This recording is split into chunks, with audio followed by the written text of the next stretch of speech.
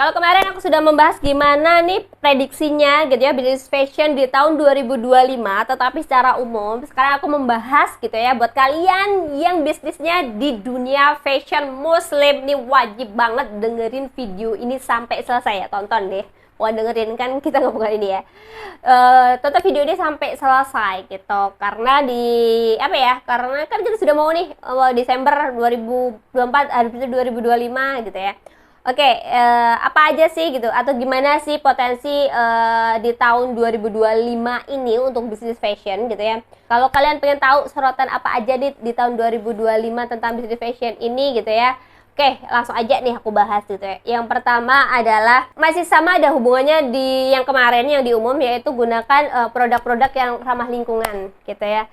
Kalau misalnya ramah-ramah lingkungan itu adalah bahan-bahan yang bisa didaur ulang, atau misalnya kalau misalnya dia berwarna-warnanya dengan bahan-bahan yang ramah lingkungan yang sudah aku bilang di video yang kemarin ya gitu. Kalau kalian belum tonton, kalian tonton dulu deh bahan-bahan apa aja gitu yang tadi aku udah bilang. Mungkin warnanya dari bahan-bahan organik gitu ya, bisa kalian lakukan. Terus bahan-bahannya juga yang ramah lingkungan, karena memang isu lingkungan ini yang sudah aku sampaikan itu lagi sangat hot banget dibicarakan gitu. Yang kedua adalah kalian juga harus kolaborasi dengan teknologi. Teknologi itu kira-kira apa ya gitu. Kalau menurutku sih gini, teknologi untuk misalnya apa sih yang dibutuhkan wanita berhijab untuk saat ini gitu. Biasanya mereka itu adalah suka running ya, olahraga lah ibaratnya gitu. Kita global aja, banyak sekali sekarang orang-orang muslimah sekarang gitu ya yang suka banget berolahraga gitu,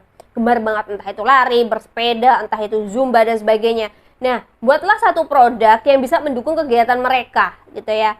Misalnya gitu ya, misalnya adalah gimana caranya bikin produk dengan bahan yang bagus atau ada teknologinya yang bagus gitu ya, biar nggak panas gitu, karena kan keringatan, atau nyerap keringat yang bagus supaya mereka nyaman untuk beraktivitas gitu. Nah, kalau dengan kayak gitu kan orang, problem solvingnya nih berarti aku harus beli produk ini gitu sih teman-teman. Yang ketiga adalah desain yang aku bilang bisa dipakai oleh siapa aja, tidak cuma umat muslim gitu. Kalau hijab gitu ya, hijab itu yang pakai kalau hijab tuh gimana gitu ya kan pertanyaannya gitu. Kalau hijab tuh gimana? Kalau hijab bisa gimana caranya orang bisa pakai scraf ya kan? Jadi tidak dipakai di hijab ya, dipakai di scraf gitu. Jadi bisa di sininya pernah lihat kan orang-orang yang pakai di sini, atau modifikasi yang lain buat di bahu dan sebagainya gitu ya. Di pinggang kan ada yang kayak gitu. Nah, bikin satu mode atau bahan gitu ya yang dia bisa dipakai di hijab, tapi dia juga bisa dibuat scraf gitu ya.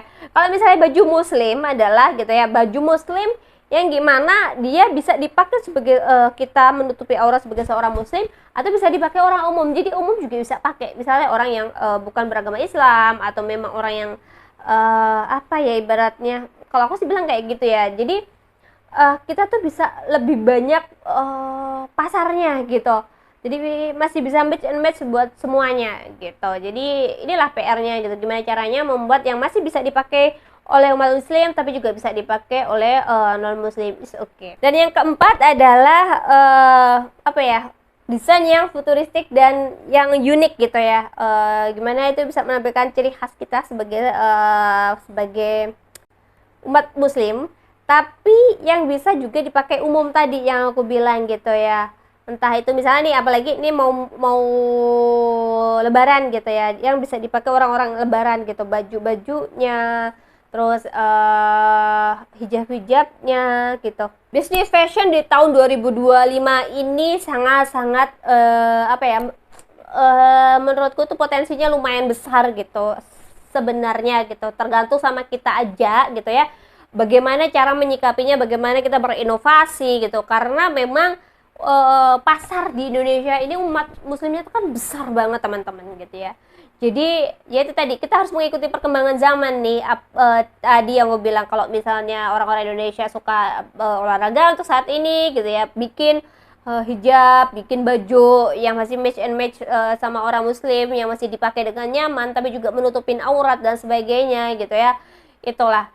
Jadi itu aja video pada kali ini, semoga bermanfaat dan terima kasih sudah menyaksikan sampai selesai gitu ya. Kalau ada mau yang ditanyakan boleh banget komen-komen di bawah atau ngasih masukan juga boleh banget. Bye bye and see you.